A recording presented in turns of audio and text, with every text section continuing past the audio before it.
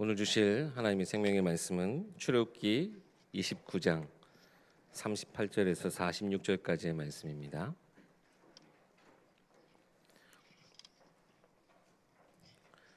구약성경 출애굽기 29장 38절에서 46절까지의 말씀입니다. 제가 봉독해 올리겠습니다. 내가 제단 위에 드릴 것은 이러하니라.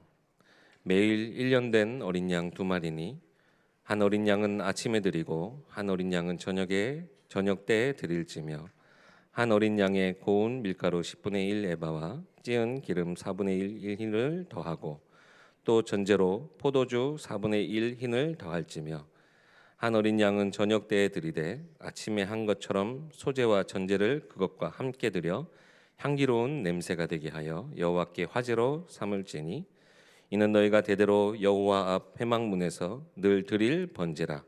내가 거기서 너희와 만나고 내게 말하리라. 내가 거기서 이스라엘 자손을 만나리니 내 영광으로 말미암아 회막이 거룩하게 될지라.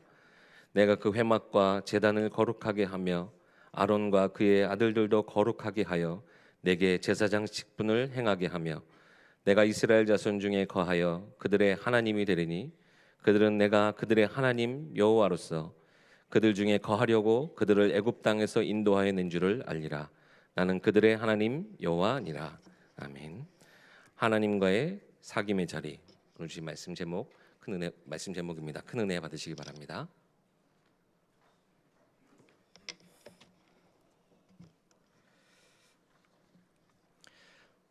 성경에서 제일 중요한 핵심 내용은 성경 전체가 말씀하시는 부분입니다. 하나님은 사랑이십니다. 그 하나님이 그 사랑의 그 성품을 가지고 저와 여러분은 도저히 자격도 안 되고 하나님을 완전히 떠나 있는 저와 여러분을 찾아오셔서 하나님의 사랑을 이루셨습니다.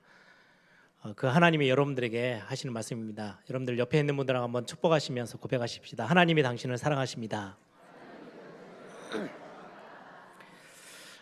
한 번 더 고백하시긴 당신은 하나님의 사랑을 받은 하나님의 자녀입니다. 십자가 사건은 하나님의 사랑의 극치입니다. 그 하나님의 사랑 아니면 저와 여러분 이 자리에 올 수도 없겠죠. 여러분들이 오늘 그 하나님의 사랑 다시 한번 확인하고 여러분들이 다시금 그 사랑 안에서 여러분들의 모든 응답들을 확인하는 그런 축복의 시간 꼭 되기를 바랍니다. 어떤 아주 건강하고 건장한 청년 하나가 전도하러 오는 사람들에게는 굉장히 불편하게 이야기를 하는 거예요. 나는 교회 같은 데는 절대 안 간다고. 그리고 교회 다니는 사람들을 보면 이해가 안 된다고. 그렇게 소리치던 그 청년이 어느 날 몸이 좀 안 좋아서 병원을 갔더니 병원에서 의사가 그렇게 이야기하는 거예요. 도저히 병원에서나 지금의 기술로는 고칠 수 없는 불치병이 찾아왔다고. 한순간에 그 모든 젊은 그 친구의 모든 게 다 바뀐 거죠. 너무너무 힘들고 어려워서 있는 중에 교회를 찾아갔어요. 평소 때 교회를 왜 가냐라고 큰 소리치던 교회에 가서 이제 목사님을 찾아뵙고 질문하는 겁니다. 왜 나에게 이런 일이 일어납니까? 왜 나는 그렇게 다른 사람들을 심하게 해코지하고 이상한 짓을 하고 그렇게 살지도 않았는데 나에게 왜 이런 고난과 고통이 주어집니까? 어찌해야 됩니까? 라고 질문을 했을 때 그 교회 목사님이 한마디 해줬다 그래요. 사람이 태어나서 살다 보면 이런 일 저런 일을 참 많이 겪게 되는데 91살을 살아도 건강하게 사는 사람이 있고 19살밖에 안 됐는데도 죽음 앞에 서서 어쩔 수 없이 이 땅을 떠나는 사람도 있다. 그 생명을 하나님이 주관하고 계시고 우리의 모든 생명이 하나님의 손안에 있다. 그래서 우리 인간은 이 땅에 살아가면서 다른 걸 의지할 게 아니고 하나님의 은혜를 정말로 받아야 되는데 그렇지 못하면 엄청난 고난을 이겨낼 수도 없고 해석도 안 되고 굉장히 힘든 나라들을 보낼 수밖에 없다. 우리의 생명이 하나님의 손안에 있다라는 그 이야기에 그 청년이 복음을 받고 예수 그리스도 안에 들어왔다는 그런 일화가 있습니다. 여러분, 하나님의 은혜, 우리 인생에 하나님의 은혜가 빠져버리면요 아무 쓸모없는 인간이 되어집니다. 우리 인생 하나님을 떠나서부터 굉장한 고난이 찾아오고 고통이 찾아왔죠. 하나님의 은혜 없이는 우리가 살아갈 수 없는 우리 인생입니다. 여러분들, 오늘 저 출애굽기를 봤는데요, 하나님이 이스라엘 백성들을 선택하시고 이스라엘 백성들을 하나님의 백성으로 삼으셨어요. 그런데 이 하나님을 잊어버리고 그냥 자기 갈 길, 그냥 아무 의미 없이 살던 이스라엘 백성들이 요셉이 죽고 난 이후에 그 애굽에서의 그 삶은 굉장한 핍박과 어려움이 찾아왔죠. 이스라엘 백성들이 살아가는 동안에 어마어마한 그 애굽이라는 나라를 통해서 바로 왕 밑에서 굉장한 고난을 당하기 시작해요. 아우성을 치죠. 너무너무 힘들다고. 하나님은 그 소리를 들으시고 이스라엘 백성들을 먼저 찾아가셔서 하나님은 애굽에서 그들을 완전히 끌어내세요. 출애굽해요. 그 출애굽의 과정들을 여러분들 아시죠? 전적인 하나님의 은혜였어요. 이스라엘 백성들이 뭔가를 해낸 게 아무것도 없어요. 하나님이 그냥 이스라엘 백성들을 찾아오셔서 그들의 고통의 소리를 들으시고 그들을 건지시겠다고 작정하셨어요. 그리고 하나님이 그들에게 은혜를 베푸셨죠. 그 은혜는요 굉장히 컸어요. 상상을 초월할 인간 세상에서 일어날 수 없는 기적과 이적을 하나님이 베푸시면서까지 그들을 애굽에서 구원하셨거든요. 여러분들, 우리가 받은 구원이 그러합니다. 인간의 논리, 세상의 이치로 우리를 구원하신 게 아니고요, 전적인 하나님의 사랑 앞에서 하나님은 모든 과학, 모든 역사 그걸 다 초월해서 저와 여러분에게 구원의 손길을 내미시고 우리를 구원하셨어요. 이 이스라엘 백성들이 홍해를 건너고 광야로 나아가서 아말렉과의 싸움에서도 승리하고 여러 가지 복잡한 참 많은 일들을 경험하죠. 광야가 그러한 곳이에요. 그리고 하나님이 약속하신 가나안 땅을 향해서 가는 동안 그 광야 동안에 쓰여진 책이 지금 출애굽기입니다. 출애굽기에 나와 있는 광야, 이 광야는 우리 하나님의 백성들, 이 땅을 살아가는 저와 여러분이 살고 있는 현실, 그거의 그대로를 반영하는 거라고 성경은 말씀해요. 광야는 우리 인생이래요. 어느 날 하나님이 예비해 놓으신 우리는 가나안 땅, 우리 이제 장례식 같은 데 가면은 가나안 땅, 우리가 바라보는 소망이 되어진 가나안 땅이라고 고백하죠. 영적인 의미에서는 우리가 앞으로 가야 될 우리의 본향을 말씀하기도 하고요. 또 세계복음화 차원에서는 하나님이 이루어 나가실 굉장히 언약의 성취의 끝, 그 가나안 땅을 향해서 가는 인생 과정 40년 광야 생활은 우리가 이 땅을 살아가는 인생길과 똑같다고 성경은 말씀해요. 그 인생길을 살아가는 동안에 하나님은 굉장한 많은 은혜를 베푸셔야 되고 우리는 그 은혜가 아니면 살 수가 없어요. 그 광야라는 땅은요 하나님의 은혜 없이는 살 수 없는 곳이에요. 홍해를 건너고 아말렉과의 전쟁에서도 승리케 되어지고 여러 가지 질병, 여러 가지 어려움들, 위험에 노출되어 있을 때마다 하나님은 은혜의 손길을 펴셨어요. 구름 기둥으로, 불 기둥으로 굉장히 뜨거운 낮 태양, 광야 땅에서는 그것 때문에 어려움을 당할 수도 있는데 구름 기둥으로 그거를 가르셔서 이스라엘 백성들이 편안하게 지내게 하셨고요. 불 기둥을 가지고 그 광야 밤 그 추운 온도를 따뜻하게 올리셔서 이스라엘 백성들을 보호하셨어요. 홍해바다 건널 때는요 적군들이 쳐들어오지 못하도록 구름기둥, 불기둥으로 막기도 하시고요. 하나님께서 이스라엘 백성들이 광야 가는 길 동안에 단 한 번도 빠짐없이 은혜를 베푸셨죠. 그러면서 시내산에 도달했을 때는요 굉장히 중요한 선언을 하세요. 하나님께서 야, 너희는 내 백성이야. 너는 내 거야. 나는 너의 하나님이야. 그래서 영원히 너를 책임지고 보호하고 완전히 너를 나의 것으로 삼고 지켜낼 거야. 하나님이 위대한 선언을 하세요. 이스라엘 백성들에게. 매일같이 이스라엘 백성들이 광야에서 원망하고 불평하고 조금만 잘 되면요 막 찬양하는 것처럼 하다가 조금만 어려움이 찾아오면 원망하고 불평했던 이스라엘 백성이잖아요. 그런데 그들에게 하나님이 하셨던 고백이에요. 너는 내 거야. 그래서 내 손 안에 있기 때문에 내가 너를 완전히 책임지고 아무 어려움 없이 보호할 거야. 근데 이스라엘 백성들은 원망과 불평을 거둬본 적이 없거든요. 계속했어요. 하나님이 얼마나 답답하셨으면 광야 생활이 지나는 동안에 하나님이 하신 말씀이에요. 야, 너는 내 백성이고 내가 너의 하나님이 돼서 널 이제까지 은혜로 지켰지 않냐.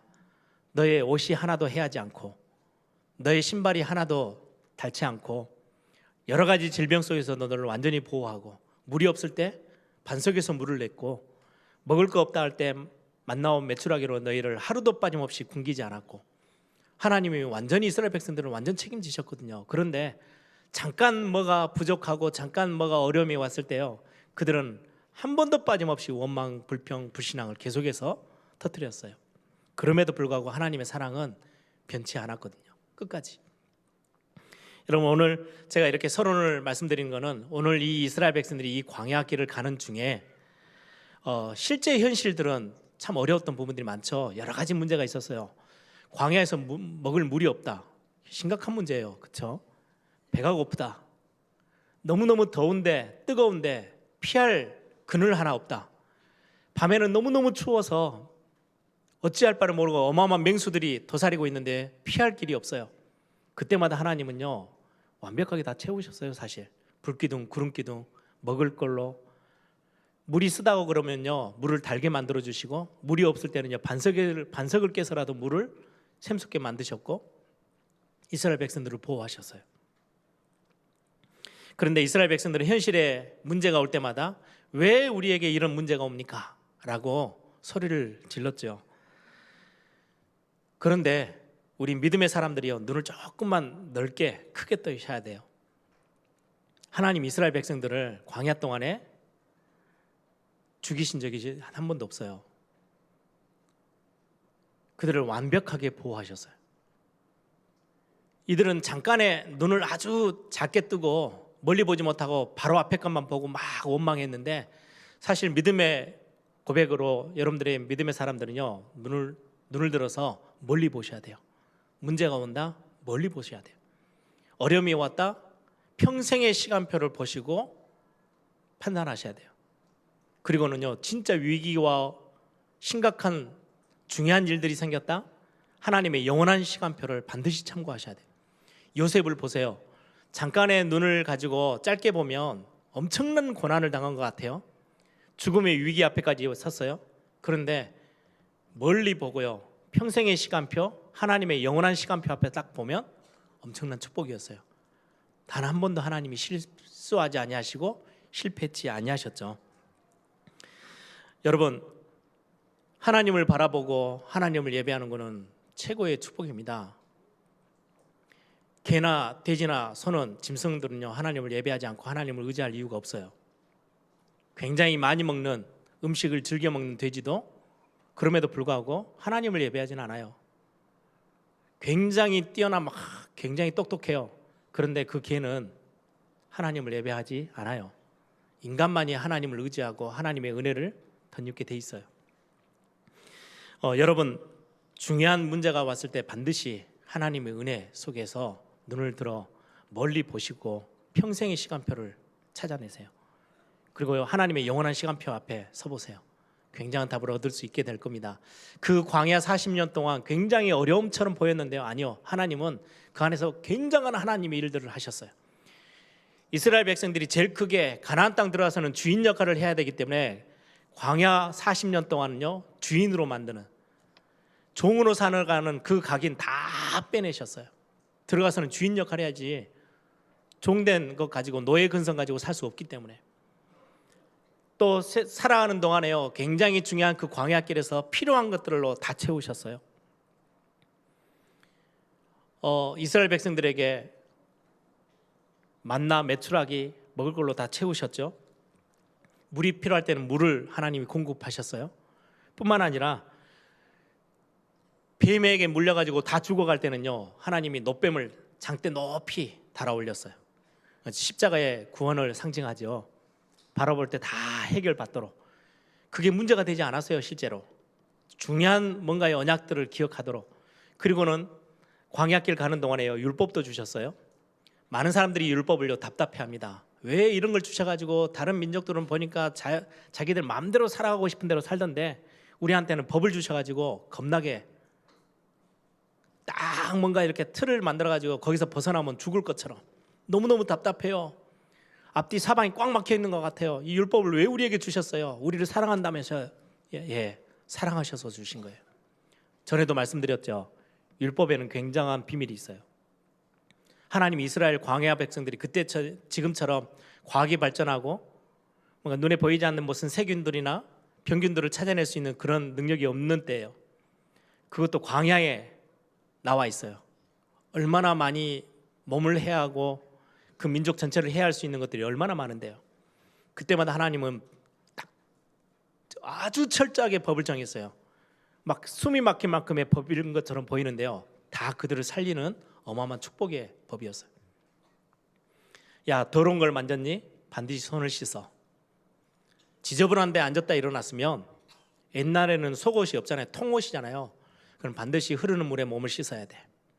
부정한 것을 만지든지 몸에 뭔가 부정한 게 묻으면 흐르는 물에 다 씻어.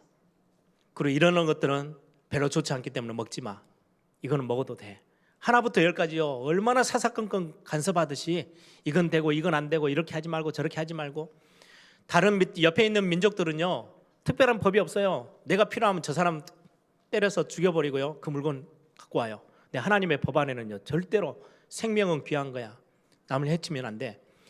그 율법 중에 하나님이 예배를 가르치시면서도 뭐 화목제, 속죄제, 속건제 있죠. 속건제는요 굉장히 물건에 대한 죄를 지었을 때예요. 다른 사람 물건을 해야든지 다른 사람 물건을 빼앗았든지 뭔가 물건을 통해서 지은 죄, 그럼 그 사람에게 다 갚아야 돼요. 그리고 하나님 앞에요 죄를 회개해야 돼요. 그걸로 끝이 아니에요. 거기에 5분의 1은요 더 많이 갖다가 배상해 줘야 돼요. 아니 다른 민족들은 대충대충 살던데 우리는 왜 이렇게 까다롭게 하나님이 우리를 어렵게 만드십니까? 아니요, 그렇게 해서요 굉장히 안정되어지고 아주 편안한 하나님의 사회를 만드시기 시작해요. 여러분, 예전에 초대교회가 얼마 지나고 나서 유럽 전역에 그 흑사병이 확 돌았을 때요 인구의 거의 4분의 1, 3분의 1 가까이가 다 죽어나갔어요. 이건 막을 길이 없어요. 뭐 그때는 의술이나 과학이 발전되지 않았기 때문에 어디에서 이 병균이 시작됐는지도 모르고요 왜 죽어나가는지도 몰라요. 그런데 전 유럽에 소문이 돌았어요. 그래서 유럽 사람들이 유대인을 그렇게도 싫어합니다. 유대인들이 자기만 살아남고 자기들만 살아남고 이 유럽 모든 사람들 다 죽여버려서 자기들이 모든 걸 차지하기 위해서 이 병균을 퍼뜨렸어. 왜요? 아니 인구의 거의 3분의 1이 다 죽어나가고 있는데요 유대인들은 끄떡없거든요. 안 죽어요. 병에 걸리지도 않아. 대책 없이 막 사람들이 쓰러지는데 유대인들은 쓰러지지를 않아요. 그러니까 이제 이상한 오해된 말들이 도는 거지. 저 유대인들이 우리를 죽이려고 이상한 병균을 퍼뜨렸어. 그래서 히틀러 같은 사람은요 유대인을 그렇게도 싫어한 거예요. 그런데 그들이 살아남은 이유는요 율법 안에 있었어요. 지저분한 걸 만지면 반드시 손을 씻고요, 부정한 곳에 앉았다 일어나면 흐르는 물에 자기 몸을 씻고요. 그건 법이에요. 하나님이 그들을 광야 땅에서 보호하듯이 굉장한 보호로요 그들이 살아남았어요. 하나님이 이스라엘 백성들이 광야길을 가는 동안에 다른 민족들을 같았으면 다 죽어나갔을 건데 하나님이 철저히 그들을 보호하셨어. 뭘 줘가지고요? 하나님의 법을 알리셔서. 영적으로도 육적으로도 마찬가지입니다. 그러던 중에 하나님이 광야에서 가장 중요한 것을 이들에게 축복으로 허락하세요. 그게 언약궤와 성막입니다. 오늘 지금 성막 이야기 하려고 앞에 것들을 쭉 계속 이야기를 드렸어요. 성막 안에 언약궤를 놓고 성막을 통해서 하나님이 하신 말씀이 있어요. 이스라엘 백성들에게 출애굽기 25장에 보면 언약궤를 하나님이 만들게 하시고 그 언약궤를 만들 때 하나님이 하신 말씀이에요. 내가 너희들을 거기서 너희들을 만나줄 거야. 그리고 내가 너와 거기서 너희들과 대화하고 내가 필요한 부분들을 너희들에게 말할 거야. 오늘 본문에도 나오죠. 출애굽기 29장 성막을 만들게 하시고요. 거기서 매일 아침 저녁으로 번제드리게 하시면서 42절 43절에 그렇게 말씀합니다. 이는 너희가 대대로 여호와 앞 회막문에서, 회막은 성막을 말해요. 성막문 앞에서 드릴 번제라. 내가 거기서 너희와 만나고 내게 말하리라. 43절에요. 내가 거기서 이스라엘 자손을 만나리니 내 영광으로 말미암아 회막이 거룩하게 될지라. 하나님 이스라엘 백성들이 광야길 가는 동안에 여러 많은 축복들을 허락하셨는데 가장 최고의 축복은요, 성막을 허락하신 거예요. 거기서 하나님이, 하늘에 계신 하나님께서요, 하늘에서 내려다만 보시고 지켜만 보시고 틀린 거 조금 이렇게 잘못하면 뭐라 하고 재앙 내리고 벌 주고 그러지 않고요, 하나님이 이 땅으로 내려오셔서 이스라엘 백성들하고 만나고 사귀고 사랑 나누고 대화하고 소통하는 자리로 성막을 하나님이 허락하셨어요. 그 어떤 종교에도 없는 이야기예요. 수많은 이 땅에 종교들이 일어났다 없어졌다 다 하는데요, 그 종교의 특징이 뭔지 아세요? 그들이 절대자로 믿는 그 신은요, 굴림하는 신이에요. 모든 종교 다 그래요. 친구라는 신은 없어요. 굴림해요. 그리고 뭔가를 명령을 내렸는데 안 지키면은요, 벌 받아야 돼요. 어마어마한 재앙과 함께 찾아와요. 그래서 수많은 사람들이 그 신 앞에서는요, 벌벌벌 떨어요. 예전에 제가 태국이라는 데 이제 선교 여행 한다고 갔는데요, 태국에는 왕이 지금도 있잖아요. 왕이 있는데 정치는 수상이 해요. 그 수상이 왕 앞에 걸어갈 때는요, 그냥 서서 걸어가지 못한대요. 완전히 무릎을 꿇어서 고개를 땅에다 바닥에다 대고 기어서 왕 앞에 가서 뭔가를 보고하려고 하면 왕이 그 정도로 큰 거예요. 그런데 절대자의 신, 이거는 완전히 사람 앞에 군림하는 거예요. 그런데 창조주 하나님, 성경에서 말씀하신 여호와 하나님이 우리를 사랑하셔서 하늘에만 계셔서 군림하는 자로 있지 않고요, 이스라엘 백성들이 거하고 있는 그 추하고 누추한 그 현장의 광야 땅에 성막을 짓고요. 그건 성막은 뭐예요? 하나님의 집이에요. 이 땅에다 하나님의 집을 짓고 거기에 거하시겠대요. 그리고는 인간들을 만나고 대화하고 소통하고 사귀고 그거 하시겠다고, 내가 너와 함께 할 거야. 그러면서 선언하신 거예요. 너는 내 백성이고 나는 내 하나님이야. 너는 내 자녀고 나는 너의 아버지야. 거기서 내가 저 위에서 내려다만 보지 않고 너희들 속에 거하면서 성막에 함께 있으면서 너희들과 대화하고 사귀고 만나고 할 거야. 그게 하나님의 굉장한 사랑의 표현이에요. 오늘 성막은요, 하나님의 집을 상징해요. 우리는 성전을 와서 예배하잖아요. 예배당이 중요한 게 아니고요, 우리 성도님들이 모이는 이 자리를 하나님은 하나님의 집으로 생각하고 여기에서 우리를 만나 주신대요. 그게 예배의 굉장한 축복이에요. 만남이라는 거는 두 사람이 상대가 있어요. 한 사람이 혼자 어디 놀러 가면서 나 만나러 가야지, 그런 법은 없어요. 그렇죠? 만남은 두 사람 대상이 있어요. 만나는 대상이. 사귐도 마찬가지예요. 사랑도 마찬가지예요. 한쪽만 주구장창 사랑하고 한쪽은 모른 척 하는 것을 보고 사랑이라 하지 않고 짝사랑이라고 합니다. 왜? 혼자 하는 거니까. 사랑은 그렇지 않아요. 사귐도 그렇지 않아요. 요즘 아이들이 그렇게 하더라고요. 얼마 전에 어떤 랩런트를 보니까 조금 좋은 감정이 서로 있었나 봐요. 그런데 이제 딱 어느 날 남자가 말을 끄집어냈어요. 너 나 오늘부터 사귀자. 오늘이 1일로. 그랬더니 여자가 오케이 했어요. 그때부터 이제 사귀더라고요. 예, 사귐의 첫날이 있어요.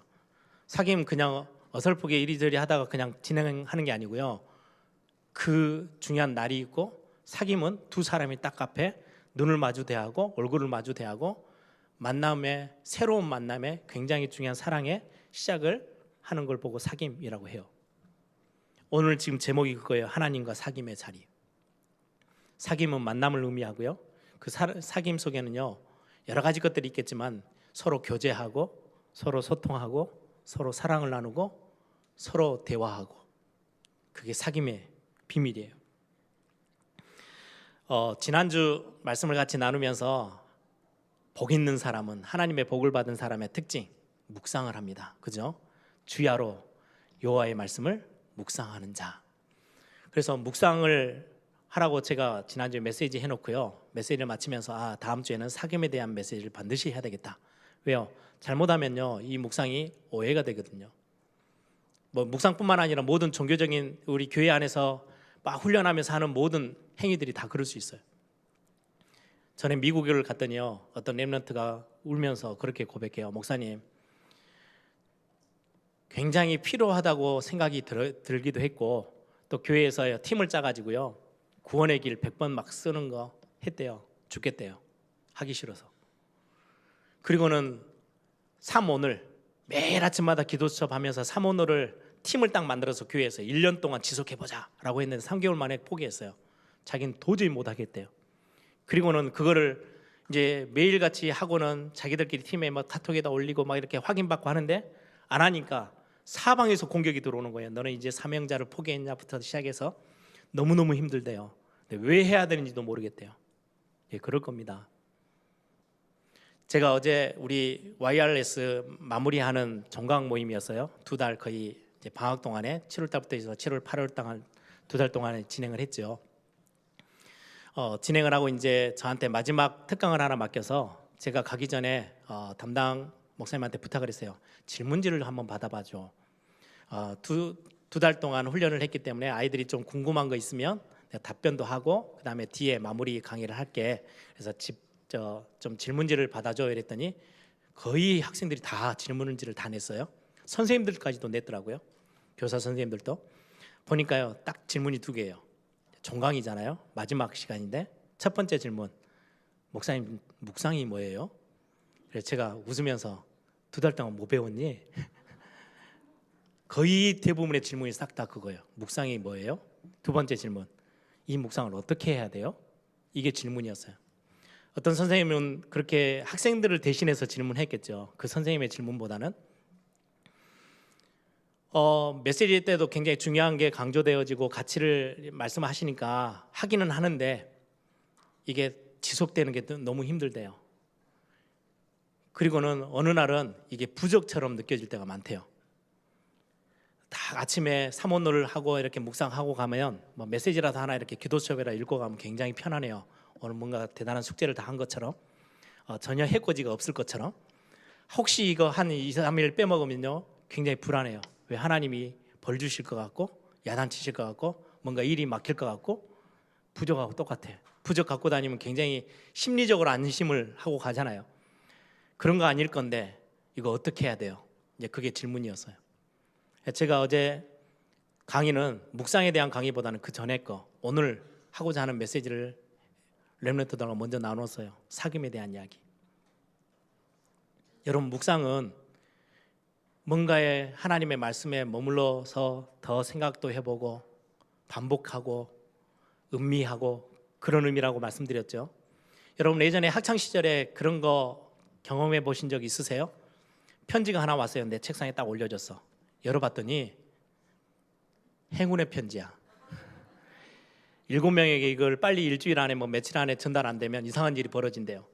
그 편지를 받고 여러분들이 굉장히 그 편지 내용을 끝까지 읽어보면서 머무르면서 아, 이런 내용이었구나, 진짜 행운이 오겠구나, 그 말을 음미하고 반복해서 오늘 저녁에 읽고 또 내일 아침에도 읽고 그런 분 있습니까? 아니요, 다 버려버려요. 거기에 왜 머물러 있어요? 아무 가치 없는데. 나하고 관계도 없는 사람이 그냥 툭 하고 던져놓고 장난삼아 주고 간 건데 거기에는 머무를 이유가 없어요. 그걸 음미할 이유도 없어요.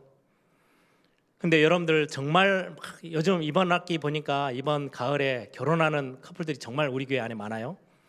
연애할 때 남자친구가 이렇게 편지 하나 써준 거 그거 하나 간직하고 또 읽어보고 또 읽어보고 그렇죠. 그 사랑 한마디에 감동받고요. 아침에 이렇게 읽고 가서 저녁에 또 생각나면요 또 한번 편지 읽어보고요. 그게 사랑의 감정이에요. 왜요? 사귐의 대상이 있으니까. 내가 좋아하니까, 내가 사랑하는 사람이니까 그 말에는요 자꾸 머물고 싶어요. 그 말을요 이런 의미로 했을까? 저런 의미로 했을까? 음미해요. 반복해서 또 읽어봐요. 제가 예전에 딱 1년 연애하고 저는 결혼을 했는데 제 와이프는 미국에 있고 저는 한국에 있으니까 그때는 뭐 국제전화 이런 게 요즘처럼 인터넷이 발달되지 않으니까 편지를 써야 되는데 저는 영어를 못하고 그쪽은 한국말이 더디고 막 사전 뒤져가면서요 제가 이메일을 보냈던 기억이 있어요. 뭐 몇 장이나 보냈겠어요. 그런데 나중에 결혼하면서 어느 날 저한테 보여주더라고요. 조그마한 이렇게 책자를 만들었어요. 제 이메일을 다 프린하고 프린터를 뽑아가지고 다 이렇게 묶어가지고 그 말이 무슨 말이에요? 막 연애를 하면서 사랑하는 감정이 속에 들어있는 그런 말 한마디 문구 한 문구를 그냥 이메일 보고 이런 글을 저 한국에서 보내왔네 하고 지워버리고. 그런 사람은 없을 거예요. 그렇죠? 왜요? 사랑하는 사람이 보내온 글은요, 그걸 일부러라도 뽑아넣었어요. 책으로 만들었어요. 또 읽어보고요. 한번 또 그때 그 감정을 더 끌어내가지고요, 음미해보고요, 반복해요. 그걸 보고 묵상이라고 합니다. 정말 내가 하나님을 사랑해요. 그런데 하나님이 나를 너무너무 사랑하신대요. 그 하나님을 내가 조금 더 알고 싶어요. 그래서 말씀을 묵상해요. 예, 그게 묵상의 시작입니다. 그거 앞에 뒤에 다 잘라버리면 행운의 편지 여러분들 앞에 놓여 있는 거를 그걸 왜 묵상합니까? 나하고는 아무 관계가 없는 글인데. 묵상이라는 것만 가지고요, 구원의 길을 100번을 읽는다. 정말 필요해요. 근데 어떤 자세로 들어가느냐가요, 너무너무 중요해요. 삼원을 뭐 때문에 하십니까? 그래서 저는 오늘 이 메시지를 정말로 필요로 해서 여러분들하고 같이 나눠요. 예배하러 왜 오십니까? 왜? 교회 다니는 기독교인이니까. 그럼 이게 여기에 대한 간절함, 사모함, 그 말을, 하나님의 말씀을 한마디도 놓치지 않아 보려고 막 청정하는 거 없어요. 그냥 왔다 가면 돼요. 하나님께서 지금 이스라엘 백성들에게 뭘 말씀하시냐니까요. 나는 너의 하나님으로 내가 너 위에 군림해서 너희들을 벌벌 떨게 만들 거야. 내 말에 복종하게 만들 거야. 그거 아니에요. 하나님이 창조주 하나님이신데 우리 인간의 틈 속으로 들어오셔서 내가 너를 만나주고 거기서 너와 사귀고 너와 사랑하고 싶어. 그래서 성경은 말씀해요. 하나님의 사랑의 최고의 극치, 완전히 하나님과 원수되어졌던 우리에게 하나님이 먼저 우리를 찾아오셨대요. 그리고는 그 사랑의 끝을 보여주셨어요. 자기 독생자 아들을 죽음에까지 십자가에 매어 달리게끔 하시면서까지 우리를 사랑하셨다고. 하나님의 사랑을 확증하셨느니라. 네, 그게 하나님의 사랑이었어요. 어느 날 저에게 있어서, 저는 어렸을 때부터 성경도 읽고 예배도 참석하고 다 했잖아요. 모태신앙이니까. 그냥 의무적으로 나갔어요. 어떨 때는 아버지가 무서워서도 나갔어요. 하나님이 겁이 나서도 나갔어요. 왜? 하나님의 존재는 믿어지니까. 하나님 벌 줄 것 같아서도 나가보고요. 어떨 때는 그러다 보니까 은혜도 좀 받아본 적도 있고요. 근데 어느 날 저에게 사귐이 시작됐어요. 한동안은 하나님이 저에게 짝사랑하신 것 같아요. 계속 성진아, 내가 너를 너무너무 사랑해. 내가 너를 사랑해서 구원했어. 내가 너를 자녀 삼았어. 아버지가 끊임없이 자녀에게 계속 말하는데 자녀는 귓전에 듣고요, 별로 의미도 없고 감동도 없고 감격도 없고 딱 제 모습이었어요. 근데 어느 날 그 하나님의 사랑한다는 고백이요, 제 마음에 딱 한마디가 들려오기 시작했어요. 그때부터 하나님을 알고 싶어서 묵상을 시작했고요, 성경을 읽기 시작했고요, 예배에 집중하기 시작했어요. 그러면서 하나님의 사랑이 조금씩 많이 저에게 느껴지기 시작하면서요, 제가 굉장히 망설이며 하나님 앞에 고백한 게 있어요. 하나님, 저도 하나님을 사랑해요. 그 언젠가부터는요, 사귐이 시작되고 나서는요, 하나님이 저를 사랑한다는 말씀이 저에게 딱 들어오면요, 어찌할 바를 모를 만큼, 여러분들 신혼 초에 사랑하는 남편이 직장 일을 나가면서 오늘 너무너무 이쁘네, 사랑해 하고 한마디 하고 가면, 뭐 결혼 10년 20년 돼버린 분들은 그런 말도 다 끊어져 버리셨는데, 하고 가면 하루 종일 집안에서 혼자 있는데도요, 외롭지 않고요, 힘이 나고요, 그 아내는요, 그 사랑을 느껴요. 저는 어느 날 하나님의 그 크신 하나님의 사랑이 저에게요, 느껴지기 시작했어요. 그 사랑의 하나님과 사귐을 계속해서 하다 보니까요, 하나님의 진짜 마음을 알겠더라고요. 그때부터 조금씩 하나님의 마음을 알게 됐어요. 제가 하나님 앞에 어느 날 계속 설교 말씀을 듣는데 하나님이 나를 사랑하신대요. 하나님이 이런 분이래요, 저런 분이래요. 근데 저는 전혀 반응이 없다가 하나님 앞에 진짜 중심으로 하나님 앞에 고백했어요. 그게 에베소서 1장 17절에서 19절입니다.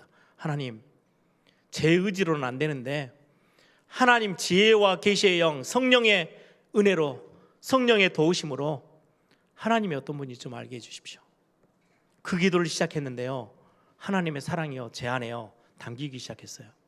그때부터 제 인생은 완전히 바뀌었습니다. 아, 박성진 목사는 목사니까 전도하고 선교하고 렘넌트 운동하고 그러겠지. 아니요. 그거하고 전혀 상관없어요. 하나님의 마음 때문에 하는 거예요. 제 수준이 너무너무 안 돼요. 그런데 하나님의 마음이 느껴져서 뛰는 거예요. 그 사랑하는 사람이 이걸 좋아한대요. 영혼을 구원하는 걸 너무너무 기뻐하신대요. 그래서 저는 전도회 운동에요, 생을 걸기로 각오했어요. 다음 세대까지 하나님의 이름이 너무너무 거룩함이 다 망가지고 더럽혀져 있는 이 땅 가운데 하나님, 저는 뭐 하면 되겠습니까? 라고 질문했을 때 하나님이 하나님의 마음을 저에게 보여주셨어요. 그래서 하나님, 이렇게도 부족한 저지만 하나님 저라도 써주십시오. 그래서 지금까지도 이 자리에 서 있는 겁니다. 저는 우리 성도님들이 의무적인 신앙생활 말고 진짜를 시작했으면 좋겠어요. 하나님의 사귐으로부터 시작해서. 이 축복을 하나님이 주시기 위해서 이스라엘 백성들을 그 지저분하고 말 안 통하고 답답한 이스라엘 백성들 사이에 내가 너희들 매일같이 예배하는 그 자리를 만들어놔. 그럼 내가 거기서 너희를 만나줄 거야. 거기서 나랑 너랑 사귀자, 사랑하자, 소통하고 대화하자. 하나님의 말씀입니다. 이때 하나님은요, 그 안에서 모든 걸 다 이루시는 거예요. 하나님 우리를 치유하시고 회복시키시고 힘주시고 은혜 주시고, 그게 예배 자리입니다.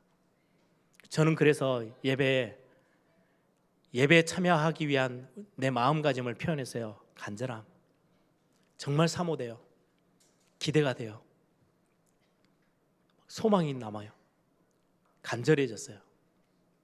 그리고 그 하나님의 말씀을 좀 더 안 놓치고 듣고 싶어서 청종해요.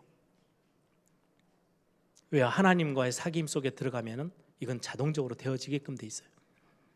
저는 렘넌트들과 우리 성도님들에게 가장 중요한 사역 중에 하나라고 생각해요. 그런데 이 관계가요, 처음부터 깨져버렸어요. 에덴 동산에서 창세기 3장 8절에 보면 뭐라고 기록되어 있냐니까요. 그들이 그날 바람이 불 때, 굉장히 시적이죠. 동산에 거니시는 여호와 하나님의 소리를 듣고, 바람이 불 때 에덴 동산에 거니시고 평소 때 아담과 하와 우리 인간들과 함께 대화하고 소통하고 사귀고 나누고 사랑을 나눴던 그 자리, 그런데 어느 날 사단이 그 틈새로 들어와서요, 완전히 관계를 다 깨고 나니까 아담과 하와가 그 하나님의 소리를 듣고 낯을 피하여 숨어버렸대요. 그게 창세기 3장이에요. 하나님과 관계가 완전히 절단돼요. 완전히 끊어져 버렸어요. 사단이 제일 원하는 겁니다. 하나님과 사귀어가 하는 거, 여러분들이요 신앙생활하면서 뭔가 하나님 앞에 벌벌벌 떨고 그 하나님의 사랑과 전혀 상관없이 뭔가를 억지로라도 해야 돼, 이제 신앙생활 할 거면은 그냥 그 자리에 있어. 사귐의 자리로 들어가지 마. 하나님의 사랑 말뿐이지 그런 거 말고 하나님 앞에 그냥 너는 벌벌벌 떨다가 전혀 축복과 상관없이 살다가 그냥 가. 그게 사단의 어마어마한 소원이에요. 이왕이면 하나님과 관계 완전히 다 끊고 네 중심으로 살아. 그냥 하나님 은혜 필요 없이. 로마서 5장 6절에서 10절에 보면요, 그렇게 완전히 하나님을 떠나 있는 죄인된 우리, 원수된 우리를 하나님이 먼저 찾아오셔서 사랑의 표현을 하시기 시작했어요. 내가 너를 구원할 거야. 내가 너를 죄에서 완전히 해결할 거야. 화목 제물을 보내셨대요. 우리 관계를 화목하게 하는 그리스도를, 십자가의 구원의 길을. 그래서 히브리서 10장 19절에는 그렇게 말씀합니다. 그러므로 형제들아, 우리가 예수의 피를 힘입어 성소에 들어갈 담력을 얻었나니. 예수 그리스도로 피를 힘입어서 이제 다시 하나님이 우리를 만나고 사귀고 하겠다는 그 성소, 성막에, 하나님의 집에 우리가 함께 거하며 사랑 나눌 수 있고 사귈 수 있는 그 자리를 하나님이 예수의 피를 힘입어 들어갈 수 있도록 담력을 얻도록 하나님이 길을 여셨대요. 히브리서 4장 16절에도 동일한 말씀을 합니다. 그러므로 우리는 긍휼하심을 받고 우리의 모든 것들의 은혜를 입고 때를 따라 돕는 은혜를 얻기 위하여 은혜의 보좌 앞에 담대히 나아간다. 이 그리스도 예수의 피를 힘입어서. 그래서 오늘 본문에 보니까요, 매일같이 아침 저녁으로 뭘 하라고요? 번제를 드리래요. 번제는 희생, 피가 포함되어 있는 예배예요. 그리스도 앞에 서는 예배예요. 그리스도 아니면 우리가 하나님 사귐의 자리에 들어갈 수가 없거든요. 그리고는 거기에 곡식들을 이렇게 빻아가지고요 뿌려서 번제로 드리래요. 그걸 보고 소제라 그래요. 소제. 오늘 본문에도 나오죠. 41절에 보니까 한 어린 양은 저녁 때 드리되 아침에 한 것처럼 소제와 전제를 그것과 함께 드려. 전제는 포도주를 뿌려요. 그걸 전제라 그러고요. 곡식을 가지고 같이 드려서 태우는 걸 보고 소제라 그래요. 소제의 의미는 감사예요. 전제는요, 포도주를 먹으면 아무 때나 먹습니까? 같이 함께 축제할 때, 축하할 때 포도주를 먹어요. 기쁨과 즐거움을 표현해요. 하나님 앞에 예배하고 하나님을 만나는 그 자리에서는 반드시 번제가 제일 우선이에요. 그리스도 아니면 하나님 앞에 설 수 없기 때문에. 그리고는 그 예배 자리에서 감사함으로, 즐거움으로, 기쁨으로, 그래서 예배는 반드시 찬양이 따라옵니다. 하나님 앞에 즐거움을 가지고 나아가는 거예요. 감사 때문에요, 헌금도 하는 거예요. 우리의 중심을 같이 나누는 거죠. 그때 하나님이 우리에게 주신 게요, 그 회막을 거룩하게 하시겠대요. 하나님이 우리를 만나주는 그 자리를 하나님이 아주 스페셜하게 거룩하게 만드시겠대요. 여러분들이 예배 자리에 나올 때마다 하나님은요 굉장히 구별되게 받으시고 여러분들에게 특별한 은혜로 하나님이 채우신다고 말씀합니다. 말씀을 정리합니다. 여러분들의 신앙생활이 여기서부터 시작되길 바랍니다. 저는 어느 날 하나님과 사귐이 시작되면서요 그 어느 것처럼 너무 풍성한 신앙생활을 해요. 어쩔 때는 제가 메말라갈 때가 있어요. 그럼 또 하나님이요 하나님의 메시지를 또 던져요. 카톡 한마디에 야 내가 너 사랑해, 대화하고 싶어. 어쩔 때는 내가 전혀 관심이 없을 때는요 문제처럼 보이는 게 툭 하고 떨어져요. 그럼 그것 때문에 하나님 앞으로요 막 달려가요. 언젠가는 아이들이 혼자 막 뛰어가다가요 넘어져서 무릎이 깨지면요 사랑하는 엄마 앞으로요 막 빠르게 달려들어요. 예, 하나님의 방법이에요. 하나님 사랑을 나누고 싶대요. 제가 예전에는 그냥 어머니 아버지 항상 밥 해주고 보호해주고 뭐 그런 분, 그리고 한동안은 아버지가 굉장히 무섭게 느껴졌는데 어느 날 아버지 어머니의 사랑이 느껴지기 시작했을 때가 있어요. 그때부터는요 관계가 아들로서의 관계가요 많이 달라지더라고요. 여러분들 하나님과의 사귐의 자리 놓치지 마시기 바랍니다.